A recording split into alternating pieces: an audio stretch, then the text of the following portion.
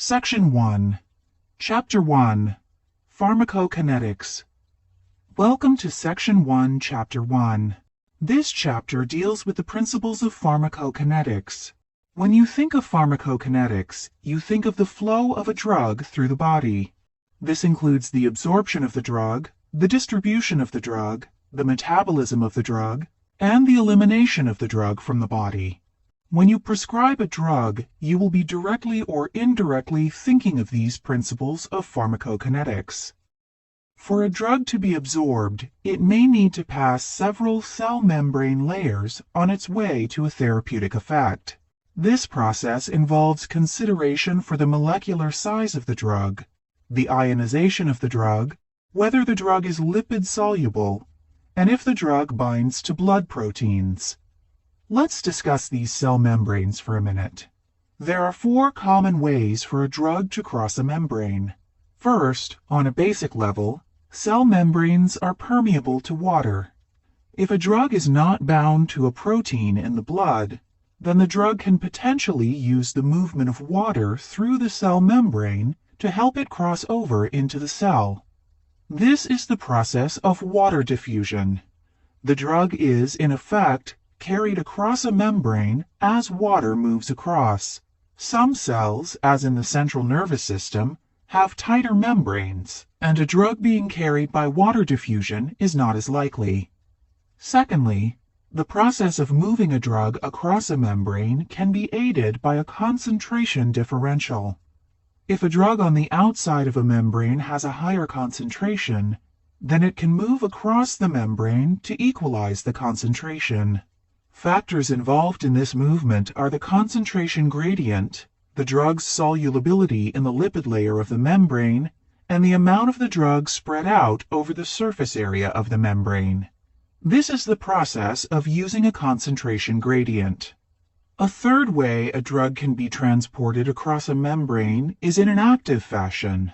This activity involves the use of energy from the cell to accomplish the transfer of a drug.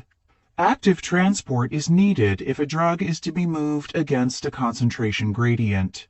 This is the process of active transport.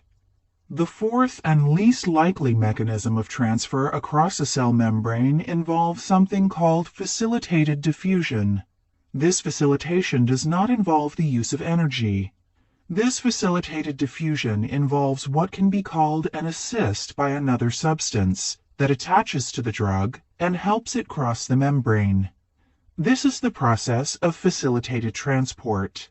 The ionized or unionized form of a drug can change the absorption profile in any of the 4 common ways to cross a membrane. It is the unionized form that most easily crosses a membrane.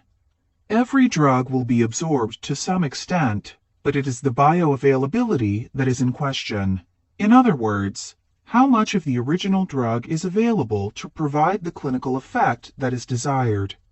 The factors involved in achieving a high bioavailability percentage are numerous. These factors include the route of administration, the extent of metabolism, and consideration of extended-release preparations. At this point, let's look at the multiple ways a drug can be given to a patient. There are over 10 methods to deliver a drug. The list of drug delivery methods includes oral, sublingual, transdermal, rectal, intravenous, interosseous, subcutaneous, intrathecal, pulmonary, topical, and intra-arterial. The choice of delivery method depends on the clinical situation and the patient's condition. The clinical reasons for a specific mode of delivery include a need to target a specific area, the need to avoid first-pass metabolism in the liver, or possibly because there is a lack of access to other delivery methods. Examples of these would be to give a drug via the sublingual route to avoid the metabolism of the liver on the first pass, using an inhaler to focus on the lungs for COPD, or giving an intrathecal dose to avoid the blood-brain barrier. Let's take a quick look at each method of drug delivery. Oral delivery is the most common method of drug delivery. It usually provides easy access and is probably the safest. It has a disadvantage in the nauseated patient and provides low bioavailability. Sublingual delivery of a drug gives quick access to the blood and has its advantage in an emergency situation. Rectal delivery of a drug may be used due to persistent nausea or for sight relief. Intravenous delivery can be used if there is already access to a vein or the need for speed of delivery. Subcutaneous delivery is easy and safe, but can only be used for drugs that are not irritating. Absorption of a drug can be distinctly variable in sick patients. Intramuscular injections for drug delivery are not used too often due to patient discomfort and variable absorption rates. The drug must also be in an aqueous solution. Single-dose antibiotics can be given this way. Intra-arterial delivery is for very specific situations. This could be for some form of neuropathic pain syndrome. Intrathecal delivery can be for pain relief or to deliver medications that otherwise could not get past the blood-brain barrier. Pulmonary delivery for COPD or asthma focuses the medication where it is needed. Pulmonary delivery has also been used for specific antibiotics. Interosseous delivery is mostly for patients in which intravenous access is difficult and access to the central circulation is needed. We will discuss the distribution of drugs next. In this context, we are talking about the time period after the drug has been absorbed into the bloodstream. There are many factors that can affect the rate of distribution up or down. Basic physiological principles apply to the ability of a drug to get maximal distribution. Cardiac output has a clear effect on distribution. If cardiac output is up, drug distribution will be up. If cardiac output is down, drug distribution will be down. Increased blood flow to certain areas can increase drug distribution, with the reverse also being true. The percentage of cardiac output received by an organ will determine its drug distribution, so vital organs will have a high distribution of drug, muscles less, and skin even less drug distribution. The concept of volume of distribution is somewhat complicated. First, for each drug, a volume of distribution can be calculated. After this, we see that the calculated volume of distribution does not tell you where it is specifically distributed. In equation form, volume of distribution is the amount of drug given divided by the concentration. The concentration is a plasma value. If the volume of distribution is large, this indicates a significant distribution throughout the body. A small volume of distribution indicates a small compartmental focus. An example of this could be a highly protein-bound drug mostly carried in the blood. Two drugs with the same numerical volume of distribution value may not be distributed to the same areas of the body. This is not an exact volumetric calculation because the body is a dynamic organism. Metabolism and elimination are occurring during the calculation, and the plasma level may not be a perfect representative value. Delivery of a drug to a tissue area makes it potentially available, but this is then limited by the amount of drug that is bound by blood proteins. The main protein involved in the carrying of drugs is albumin. These drugs are usually acidic. If a drug is of the basic variety, alpha-1 glycoprotein is the carrier. This bond by these proteins is reversible. The unbound form of a drug is the form which can cross a membrane. In states of protein deficiency, the main drug percentage can be the unbound form. This situation can cause overdosed and excessive drug effects. Determining the levels at which a drug is bound or unbound has many factors. Most drugs have a somewhat unvarying bound and unbound percentage. Secondary factors that can affect the distribution of a drug are the binding of a drug in certain tissues, buildup of a drug in a non-vital reservoir like fatty tissue, and even redistribution with a drug coming back into circulation. Distribution of drugs to all tissues is not always a good thing.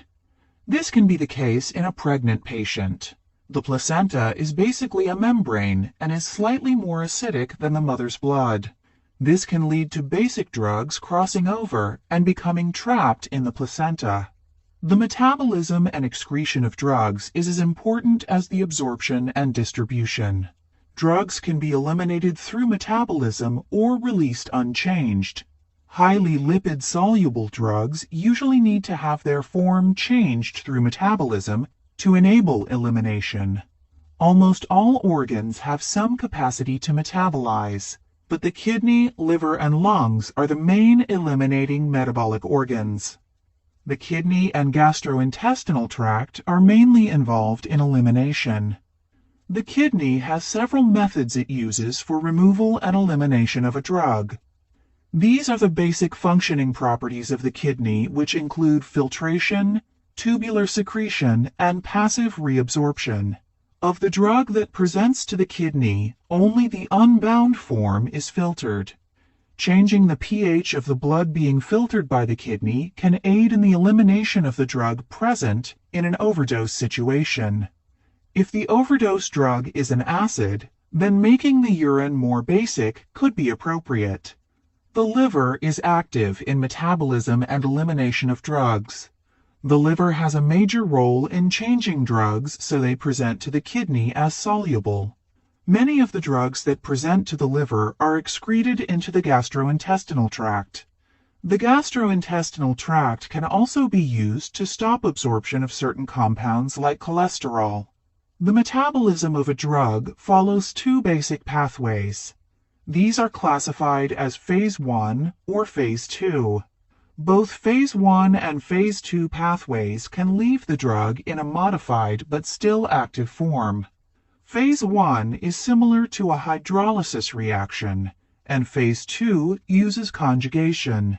Some drugs use these systems to become active after they are metabolized in the body. They are called prodrugs. Conclusion.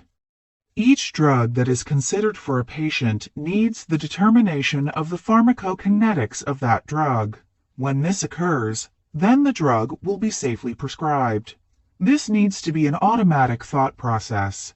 Thoughts of the absorption, volume of distribution, half-life, and elimination of a drug are all part of the complete package of ordering a drug, along with the disease process it is ordered for. Key points. 1. Pharmacokinetics, how the drug flows through the body, absorption, distribution, metabolism, and elimination. 2. Drugs move across membranes. This is by water diffusion, concentration gradients, transportation, and facilitated diffusion. 3. Drugs in the unionized form pass membranes. 4. There are over 10 ways to give a drug to a patient. 5. Rate of distribution is affected by many physiological parameters. 6. Delivery of a drug to tissues is affected by the amount of protein binding. 7. All tissues are involved to some extent in metabolism. 8. A drug needs to be changed from a lipid form to be eliminated. 9. Metabolism of a drug follows either Phase 1 or Phase 2. Questions. Number 1. The study of absorption, distribution, and elimination is called A. Pharmacodynamics, B. Drug tolerance, C. Pharmacokinetics, D. Drug efficacy. The answer is C. Pharmacokinetics. Number 2. Pharmacokinetics refers to the relationship of a drug A. Dose-to-dose concentration in blood plasma, B. Dose to drug at the receptor site, C. Concentrations to drug effect, D. Dose to drug effect. The answer is A. Dose-to-dose concentration in blood plasma. Number 3. We measure drug levels in the plasma because it is the same as body tissues. A. True. B. False. The answer is A. True. Number 4. Which of the following is true about cell membranes? A. Cell membranes are basically impervious to water. B. A drug can be transported across a membrane in an active fashion. C. Central nervous system membranes are more impervious to allow cerebral spinal fluid in. D. The ionized form of a drug is most likely to cross. The answer is B. A drug can be transported across a cell membrane in an active fashion. Number 5. Which of the following drug delivery methods gives the quickest access to the bloodstream? A. Oral. B. Subcutaneous. C. Sublingual. D. Intramuscular. The answer is C. Sublingual. Number 6. Intrathecal drug delivery is suited for drugs that need to reach the A. Liver. B. Pancreas. C. Lungs. D. Brain. The answer is D. Brain. Number 7. The interosseous drug delivery method is used for difficult IV sticks. A. True. B. False. The answer is A. True. Number 8. Drug distribution is affected by A. Cardiac output. B. Decreased blood flow to an organ. C. The percentage of cardiac output received. D. All of the above. The answer is D. All of the above. Number 9. What does the formula amount of drug given divided by the concentration represent? A. Creatinine clearance. B. Cardiac index. C. Drug receptor efficacy. D. Volume of distribution. The answer is D. Volume of distribution. Number 10. A highly lipid-soluble drug would need to have its form changed to be eliminated. A. True. B. False. The answer is A. True.